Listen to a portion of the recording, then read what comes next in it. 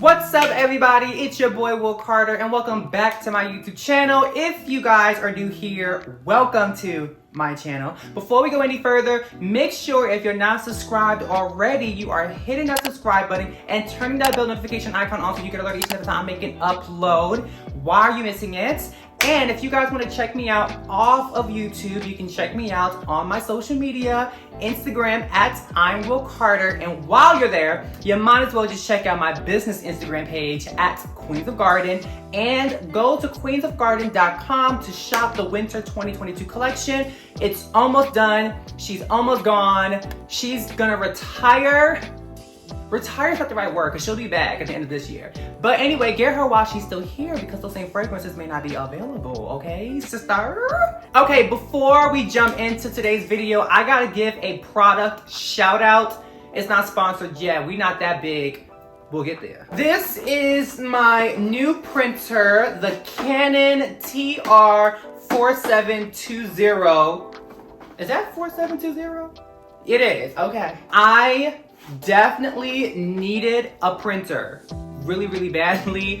I mean, seriously, I haven't had a printer all this time. Like, how have I been getting away with that, right? I would get like orders, right? And I would download the shipping labels and the packing sheets and I would send it to Staples to print. And then I would go like during my lunch break and pick them up. Like, I was literally paying to like print out shipping labels. Do you see how crazy that sounds? But then I was like, why am I not just printing at my fucking job? I mean, bitch, like I'm using your ink and your paper. So I started printing at my job, which obviously was better, but that still wasn't that good because sometimes people place orders at weird hours. Now that I have my own printer, I can just print everything as they come in right away and there's no delay. I can get orders out way faster. But I have to keep it real. I gotta give you my pros and I gotta give you my cons on this printer. I am going to link it in the description box down below in case you want to buy this particular one, but listen to what I have to say about it before you make a purchase. Pros, it's really inexpensive. It's really not expensive. I think I paid under $200 for it,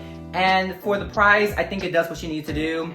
It's a starter printer. It's really a starter. This is not the printer you're gonna be using for the rest of your life.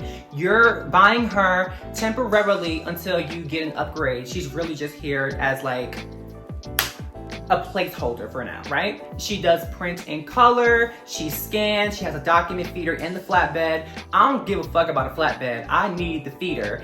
And it's wireless, so I print from like my iMac, my MacBook, my iPad, my iPhone. Like I print from all these things wirelessly. There's a few cons for me, but they're not that big of a deal. It doesn't hold that much paper in the loader, which again, not that big of a deal because it's just a starter printer and I'm not really printing much anyway. The other thing too that's a big con, and maybe this is just because I just haven't figured it out yet, I can't figure out how to scan from the printer to the computer. So I can scan, but I have to go to the computer and hit scan on the computer for it to scan, which makes no fucking sense because it prints wirelessly, so why the fuck would you not scan? How you scan one way and not the other? That don't make no fucking sense, bitch. What if the printer wasn't nearby the computer? What you trying to tell me I gotta do? I gotta go to the printer and then load her and then come back and then hit scan and then go back and collect my document? You really tried it. All in all, again, not the best printer, but it gets the job done. So I'm gonna link it in the description box down below so you guys can purchase it if you think that this would be good for you. Again, I think it's just a great starter one if you really need one and don't have one, but there are better ones out there. But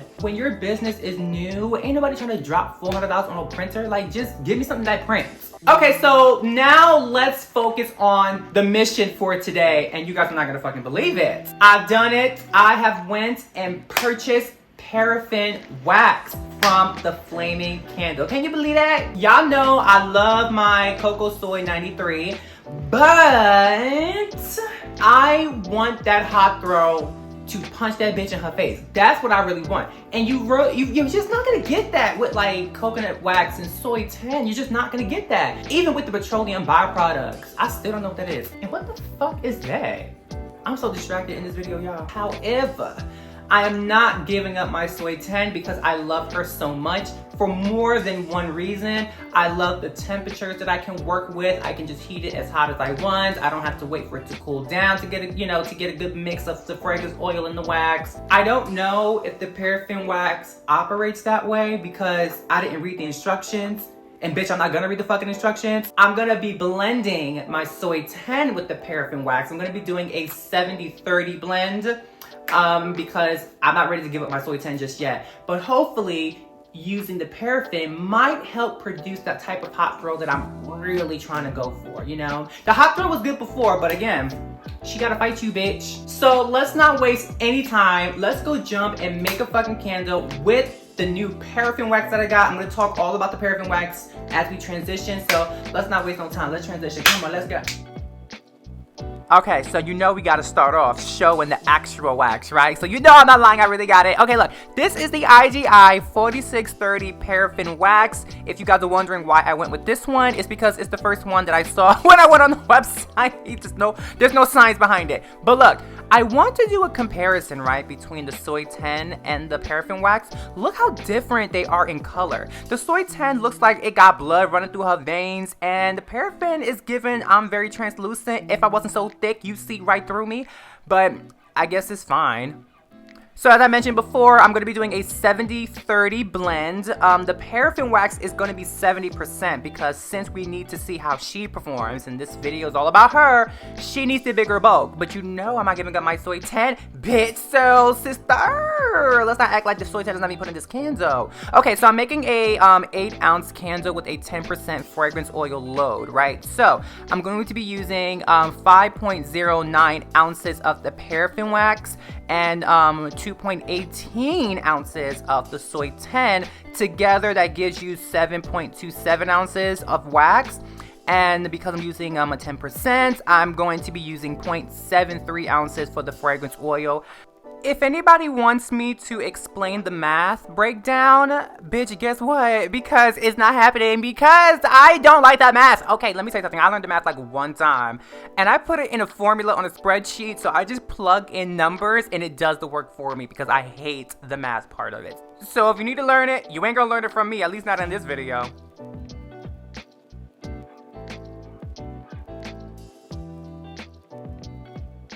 Just an observation, the paraffin wax is a lot tougher than the soy 10. Not that the soy 10 was easy, but it definitely is not as tough as the paraffin.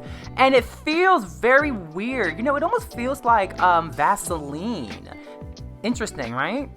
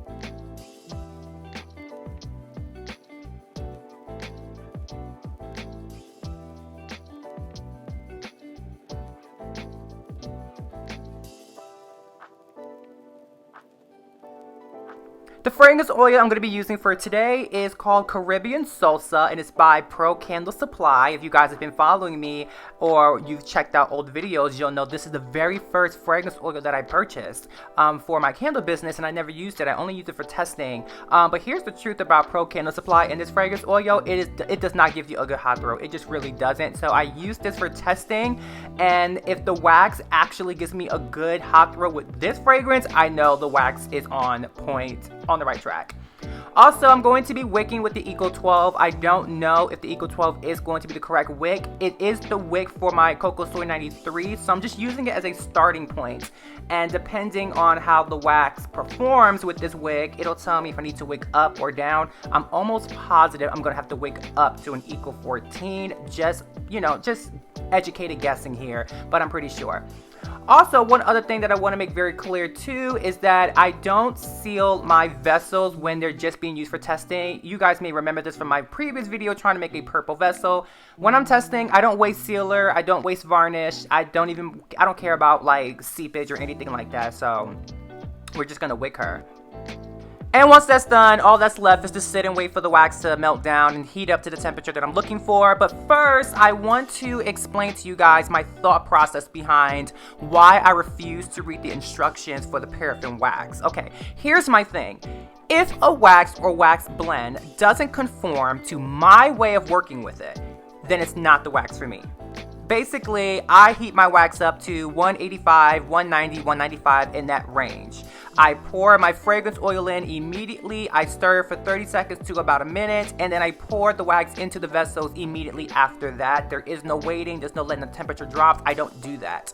So if this wax is going to require me to do that, then I'm not using this wax. So I'm going to work the way I like and see if it works. If it doesn't work, then it's not the wax for me. So that's what we're doing.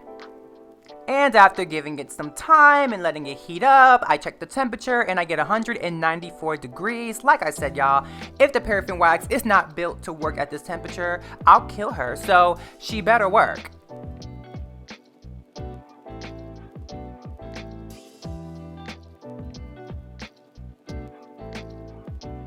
And as I mentioned before, the fragrance oil goes in immediately after taking it off the picture, stirring for a few seconds, and it's going right into the vessel right away.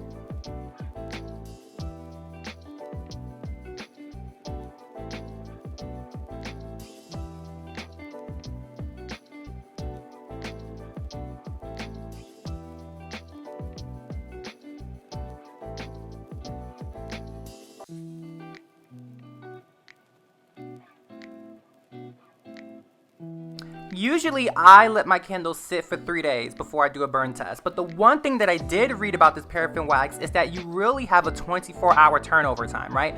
So that's what I'm gonna do. I'm gonna actually really try to see if that works. I'm gonna give it a full day and then I'm gonna burn it, because I'm not gonna lie, guys, I have even cured my coconut soy 93 blend for 24 hours and had a good hot throw. So I wonder if this curing thing is just a myth in disguise. I mean, we'll see. Let's test this out.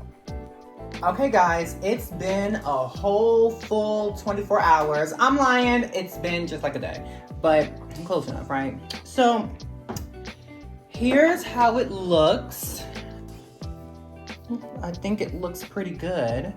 Obviously you can see discoloration around it because, again, as I said before, I didn't seal this vessel. I don't bother sealing my test vessels because, sealer or not, it doesn't affect the way the candle performs in the slightest. It's all about the aesthetic of the vessel itself and the seepage. I saw that a lot of people online had a lot of issues with sinkholes with this wax. At least that's what I saw online.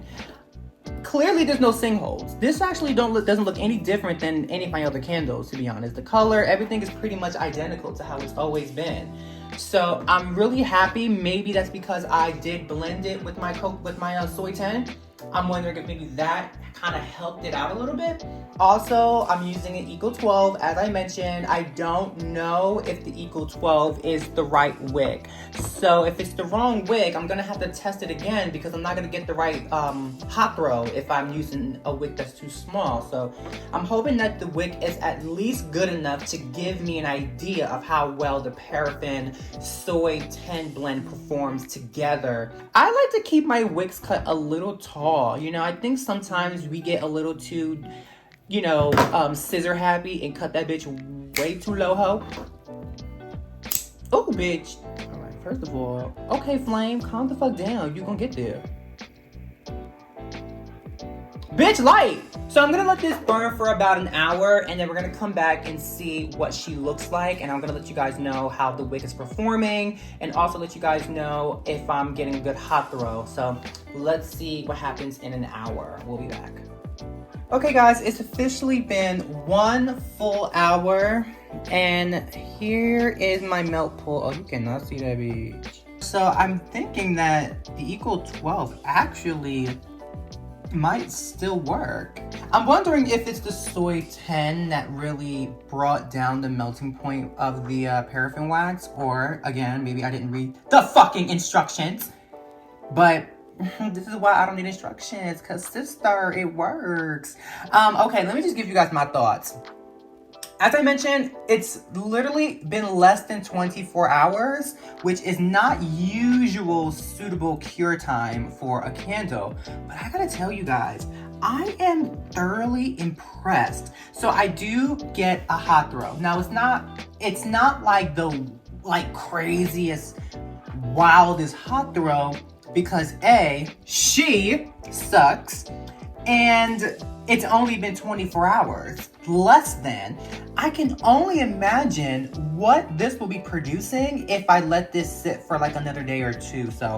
But so far, the fact that I even have a hot throw with her is really sending me to another universe. Like, wait a minute, like I think I may have cracked the code for a sickening hot throw. Paraffin mixed with soy 10, baby, no. I wouldn't be surprised though if it didn't hit the edge. It would not surprise me if this wick just would not reach the perimeter. So I'm pretty convinced that yeah, equal 14 is the way to go. So my next candle, I'm gonna test it with a better fragrance, and I'm gonna try the Eco 14. I truly don't think that this wick is gonna hit the perimeter. So far, guys, my immediate review so far is with the right wick and the right fragrance, this is an incredible blend in terms of giving you a good, strong, impactful hot throw. Because again, guys, this is less than 24-hour curing. This is probably my new wax blend. I wonder if I should triple wax blend. What if I did that? What if I did coconut wax and paraffin and soy 10? What would you call that? Coca soy para? And now that we are here at the end of this video, as always, make sure you guys are subscribing to my channel. Hit that bell notification icon, turn her on. Follow me on my social media pages at I'm Will Carter on Instagram and at Queens of Garden, also on Instagram. And go to queensofgarden.com and shop the winter 2022 collection because she is almost gone, at least until winter comes rolling back around at the end of the year. And guys, before I close this out, I have to say a major thank you because I'm like so close to getting 1,000 subscribers. It's such a big deal. I'm so excited. We're knocking on her door. We're kicking her down in, bitch. So come on, keep on fucking subscribing. I gotta figure out, what am I gonna do when I get 1,000? Like, am I gonna do like a giveaway? Like maybe like a $100 giveaway? Am I gonna do like a reaction video to all of my old videos up to this point? I don't know, we'll figure it out. But with that all being said, I hope you guys have a beautiful good morning, a beautiful good afternoon, and a beautiful good night, whichever part of the world you are currently living in. I'll see you guys on the next video. Bye-bye.